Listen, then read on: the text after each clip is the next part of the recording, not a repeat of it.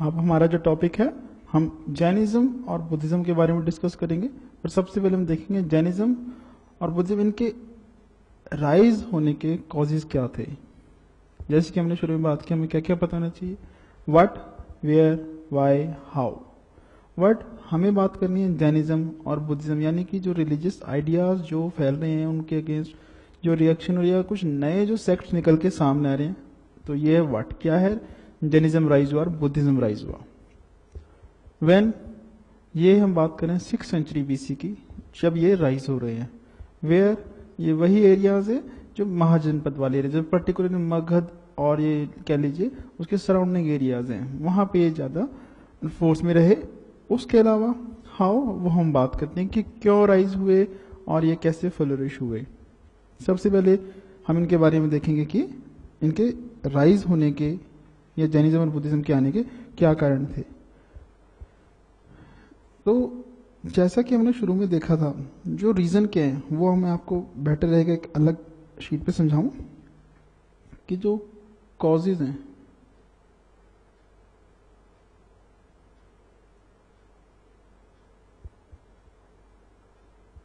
जैन और बुद्धिज्म के, एक्चुअली देखिए उसमें हो क्या है, सोशल कंडीशंस क्या है उस पे जाइए। तो मैं पहले सोशल कंडीशंस, इसको छोड़िए, सोशल कंडीशंस देखिए सबसे पहले, वहां से आपको इसका आंसर मिलेगा। जो सोसाइटी थी उसमें रिजिडिटी आ रही थी, कास्ट सिस्टम काफी रिजिड हो चुका था, कास्ट सिस्टम रिजिड हो चुका था। और यहां तक कि उसमें अनटचेबिलिटी हमें नजर आने लगी।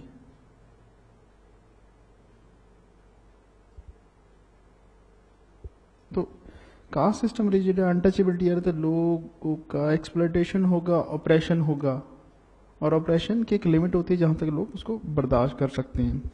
दूसरा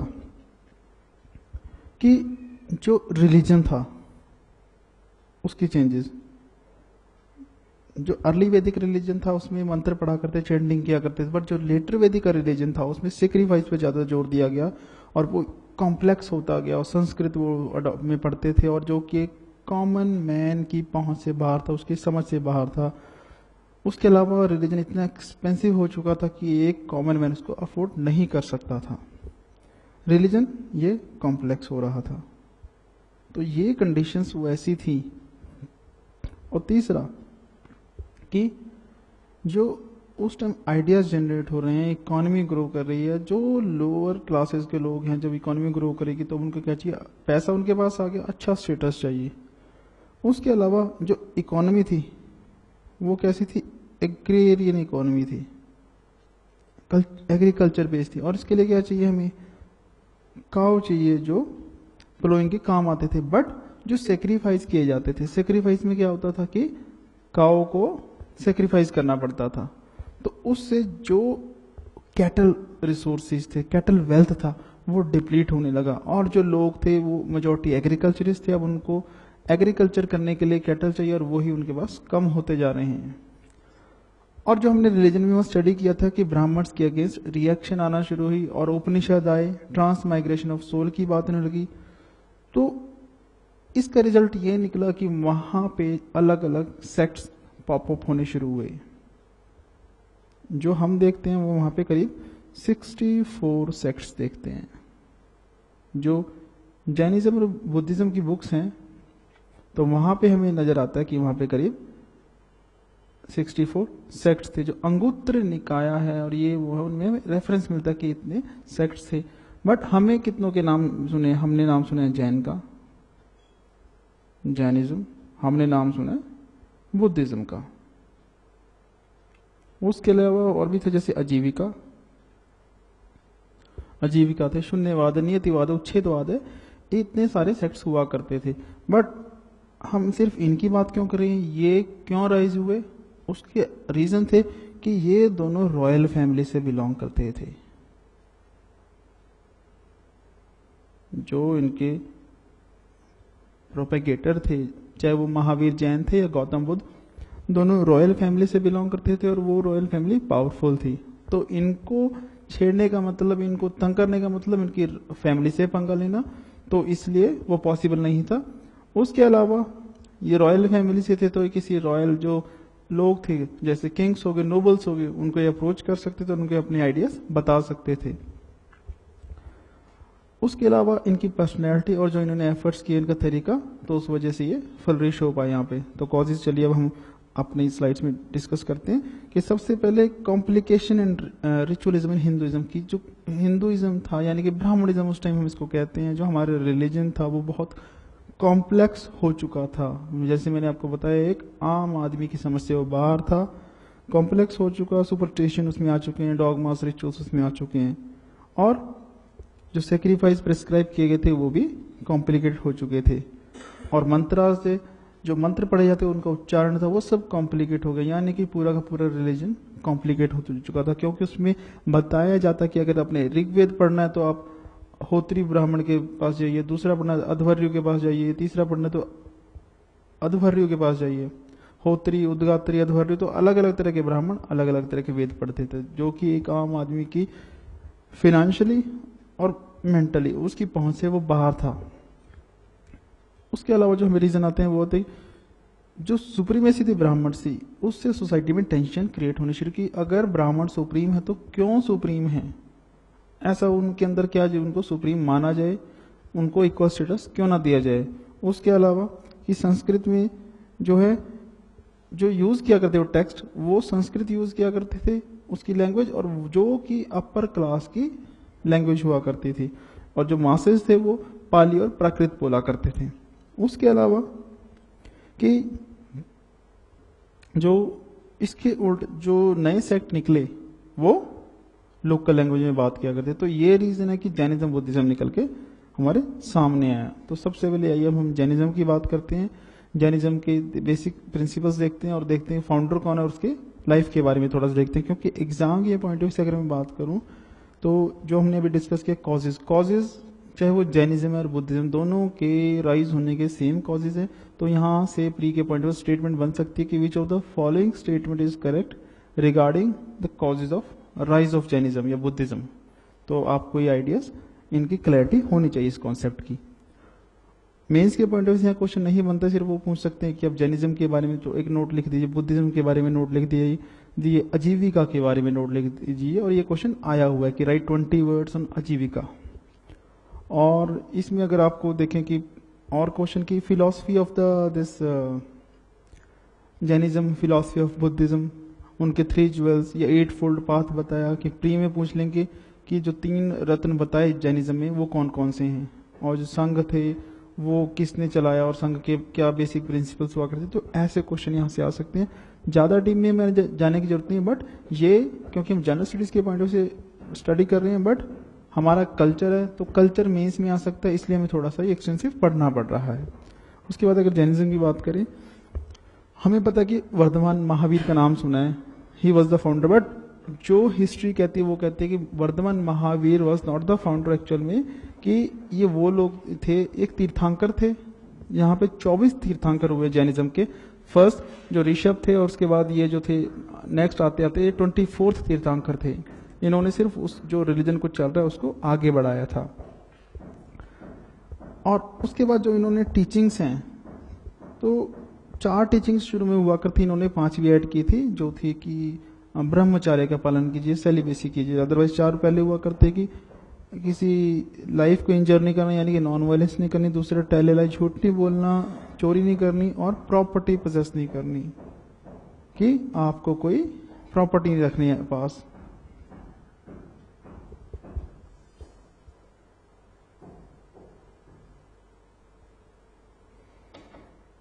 अब हम बात करेंगे कि जब जैनिज्म के बारे में फीचर्स देखे कि ये उसके बेसिक टीचिंग्स हैं, तो जो इसका फाउंडर थे, जिसको हम फाउंडर आज हम नाम से जानते हैं महावीर जैन, तो उनकी पर्सनल लाइफ के बारे में बात करेंगे।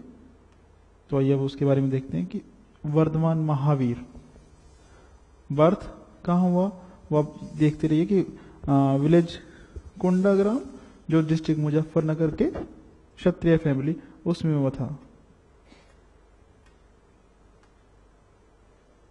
तो आइए इस पे थोड़ी सी डिस्कशन एक नज़र डाल लेते हैं कि कहाँ हुआ। विलेज कुंडाग्राम मुजफ्फरपुर में क्षत्रिय फैमिली में हुआ 540 BC। ये फैक्ट्स हैं जो आपको याद करने पड़ेंगे। और प्री में जनरली चाहे वो स्टेट सर्विसेज में ऐसे क्वेश्चन ज़्यादा आते हैं, आईएएस में जो है आज कम आते हैं, बट एग्जाम के पॉइंट ऑफ व्यू से आपको इन फैक्ट्स की नॉलेज होना बहुत जरूरी है। उसके अलावा वो कौन थे कि ही वाज प्रिंस थे, वो मैंने बताया, और रॉयल फैमिली से बिलोंग करते थे। जो बिंबिसार थे उस फैमिली से वो बिलोंग करते थे। वाइफ यशोदा थी, डॉटर प्रियदर्शन, और पेरेंट्स की डेथ के बाद वो एक असेटिक बन के एक संत बन गए थे। फिर निर्वाण के लिए उन्होंने मेडिटेशन शुरू की, और सल ट्री के नीचे उनको कह लीजिए कि ज्ञान की प्राप्ति पूर्वक जीन बन गए। जीन कहते हैं जिसने अपने ऊपर अपनी सेंसेस को जीत लिया हो, उसको जीन कहते हैं। और केवलिन वो होते हैं जो ओमनिसेंट, हर जगह प्रेजेंट हो। तो वो जगह का नाम था जिम्भिक्तेग्राम। तो ये जगह आपको याद होनी चाहिए। उसके बाद जो और यहाँ पे आपको फैक्ट्स ध्यान रखने हैं वो है कि नेक्स्ट जब वो 30 ईयर्स की एज में उन्होंने घर छोड़ा, 12 साल तक उनको ये इसकी नॉलेज हुई। उसके बाद अगले 30 साल तक वो अपना जो आइडियाज थे या कह लीजिए जो जैनिज्म के बारे में वो प्रीच करते रहे। और 72 की एज में उनकी डेथ हो गई, जिसको हम कहते हैं कैवल्य। और वो कहीं पावापुरी, ये पटना के पास है, और 468 में उनकी डेथ हुई थी। अब जैनिज्म क्या कहता है, उसके डॉक्ट्रिन्स के बारे में जानना है, बहुत जरूरी है। जो ऋषभ से शुरू हुआ था ये धर्म जैनिज्म, फर्स्ट तीर्थंकर थे जो आगे चलते गए उनके डॉक्ट्रिन्स, उनको महावीर जैन ने एक्सेप्ट किया और उनको आगे प्रोपेगेट किया। उसके अलावा अगर हम बात करें जो उस टाइम सोसाइटी थे, जो उसमें प्रॉब्लम्स थी, उनके अगेंस्ट ही शुरू हुए थे। तो इसका मतलब इन्होंने किसके अगेंस्ट थे, वेदास के रिजेक्ट किया। उन्होंने वेदास की अथॉरिटी को नहीं माना, और जो वैदिक रिचुअल्स है उनको नहीं माना। उसके अलावा जब गॉड की बात करें तो जैनिज्म गॉड में बिलीव नहीं करता। उन्होंने जो इसकी एग्जिस्टेंस है उसको खारिज कर दिया। उसके अलावा कि जब वो बिलीव कर रहे हैं non believer in God, but वो बिलीव करते थे कि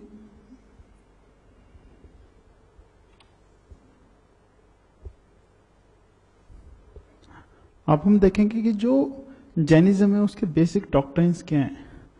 जो जैनिज्म है शुरू किसने किया था, हमने देखा कि अब हम फाउंडर कहते हैं महावीर जैन को। शुरू किया था ये ऋषभ ने, जो ऋषभनाथ थे फर्स्ट तीर्थंकर थे। तो जो उनकी टीचिंग्स थी और आगे जो तीर्थंकर आए उनको महावीर जैन ने आगे कैरी फॉरवर्ड किया और एक अपना भी ऐड किया था। उसके अलावा जो उस टाइम सोसाइटी में चल रहा था उसके खिलाफ, क्योंकि ये मूवमेंट शुरू हुआ था, तो वहां से आप आइडिया लगाइए कि ये जो वेदास हैं उसके अगेंस्ट, मतलब जो जैनिज्म थे उन्होंने वेदास को रिजेक्ट किया और जो रिचुअल्स थे उनको भी रिजेक्ट किया।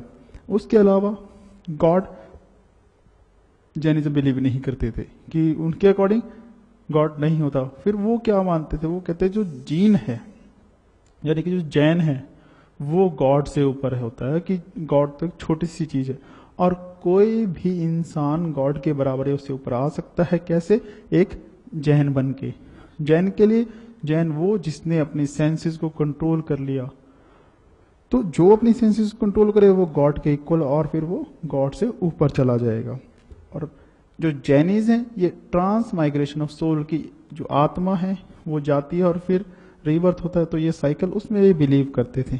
और कर्म की थ्योरी, जो हम कर्म करेंगे उसका हमें फल मिलेगा। तो जो जैनिज्म है वो कहते जो हमारा यहाँ पे आने का मकसद ये है कि हम इस जो जन्म और मरण का चक्र, जो साइकिल है रीबर्थ का, उससे छुटकारा पाना, निर्वाण की प्राप्ति।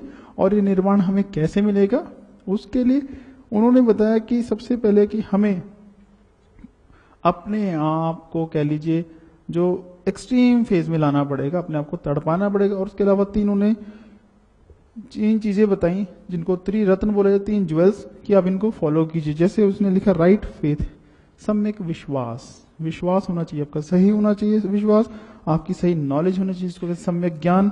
और राइट कंडक्ट, जो आपका कर्म है वो सही होने चाहिए। अगर ऐसा होगा तब आप ये मोक्ष प्राप्त कर पाएंगे। तो जो महावीर की टीचिंग थी उसमें हम कह सकते हैं इन्होंने जो कहा कि 4 थे, और जो 5वां मैंने बताया आपको ये इन्होंने ऐड किया महावीर जी ने। और ये आपको याद होना चाहिए, नॉन इंजरी, यानी कि ये नॉन वायलेंस है, नॉन लाइंग, झूठ नहीं बोलना, चोरी नहीं करना, प्रॉपर्टी, और 5वां ब्रह्मचार्य का पालन करना है। ये टीचिंग्स हैं। और जो जैन की फिलॉसफी है, ये जो सांख्या की फिलॉसफी है कनाड की, उसके साथ साथ कुछ मैच करती है, जो कि फिजिक्स वहां से कहते निकला है। क्योंकि ये गॉड को इग्नोर करते हैं और ये एक्सेप्ट करते हैं कि जो वर्ल्ड है कि वो दुख से भरा हुआ, ये ऐसा नहीं मानते, ये ना गॉड में मानते हैं ना बुद्धिस्ट के आइडियाज में मानते हैं, बट ये मानते हैं कि कर्म ही सब कुछ है। कर्म की थ्योरी, कर्म जैसे करोगे ऐसा फल मिलेगा। और आत्मा का जब तक आप कर्म के बंधन में से मुक्त नहीं हो तो आप रीबर्थ के बंधन में से मुक्त नहीं हो सकते। उसके बाद जो जैनिज्म है, महावीर जैन के बाद इसमें स्प्लिट होनी शुरू हुई और 2 पार्ट में डिवाइड हुआ। उसका रीजन ये था कि एक बार अकाल पड़ा था मगध में, तो जो लोग थे वहां से माइग्रेट करके कर्नाटक चले गए थे। तो जब वो लोग वापस आए तो उन्होंने देखा कि जो लोग थे वहां के वो काफी चेंज हो चुके थे मगध के। तो जो लोग गए थे वो अभी पुराने टीचिंग्स को फॉलो करे। तो 2 ग्रुप में आगे, एक थे श्वेतांबर और दूसरे थे पीतांबर। पीतांबर कहां से आ गया यार? एक थे श्वेतांबर और दूसरे दिगंबर। श्वेतांबर जो व्हाइट कपड़े पहनते थे, दिगंबर जिनको कहते स्काई क्लैड, यानी कि वो कुछ नहीं पहनते थे, वो आकाश को पहनते थे, वो नंगे रहते थे। तो और दोनों में डिफरेंस है, जो श्वेतांबर थे व्हाइट कपड़े पहनते थे वो लिबरल टाइप के लोग थे, लिबरल थे, और जो दूसरे थे स्काई क्लैड वो थोड़े ऑर्थोडॉक्स थे। क्योंकि जो जैन की टीचिंग है महावीर जैन की, वो यही है कि अपने आप को तड़पाइए, एक्सट्रीम फेज में जाइए। और ये सबसे बड़ा रीजन है कि जैनिज्म के फॉलोअर्स काफी कम रहे, ये ज्यादा फैल नहीं पाया। और जितना फैला है, स्प्रेड हुआ है, उसके रीजन क्या, कैसे फैला ये? जो जैनिज्म है उसको फैलाने के लिए इसमें एक पहली बात कि वुमेन को भी अलाउ किया, दिस इज वन थिंग। दूसरा, जो इसकी एक्सट्रीमिटीज है, और दूसरा ये अपने आप को ब्राह्मणिज्म से ज्यादा अलग नहीं कर पाया, इस वजह से मासेस को खींचने में उतना कामयाब नहीं हुआ। बट फिर भी जितना भी फैला उसका ये है कि जो एरियाज थे, जैसे साउथ इंडिया हो गया, वेस्ट इंडिया हो गया, जहां पे ब्राह्मणिकल रीजन जो था, जो रिलीजन है ब्राह्मण्स का, वो वीक था, तो वहां पे ये फैला है। और दूसरा अगर रीजन बताऊं तो हम ऐसे कह सकते हैं कि क्योंकि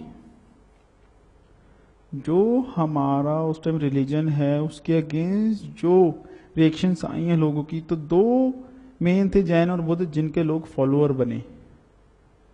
बुद्धिस्ट ने मिडिल पाथ की बात की है कि आप मिडिल पाथ पे चलिए, ना एक्सट्रीम में जाइए ना ऑस्टेरिटी में जाइए, ना अपने आप को तड़पाइए ना ज्यादा लग्जरी में जाइए, तो आप मोक्ष पा सकते हैं। लोग उसको फॉलो करने लगे। बट जैनिज्म में एक प्रॉब्लम ये थी कि जब जैनिज्म की टीचिंग्स है वो कहती है आप एक्सट्रीम में जाइए, अपने आप को तड़पाइए। दूसरा, नॉन वायलेंस, वो भी एक्सट्रीम है कि आपने ना किसी को मारना ना किसी की हत्या करनी, और कोशिश करनी कि आपसे गलती से भी हत्या ना हो जाए। तो इसलिए जो जैनिज थे उसमें ये था कि आप एग्रीकल्चर नहीं कर सकते। तो जब एग्रीकल्चर नहीं कर सकते तो एग्रीकल्चरिस्ट इसके फॉलोअर नहीं बने, सिर्फ जो ट्रेडर्स थे वो इसके फॉलोअर बने।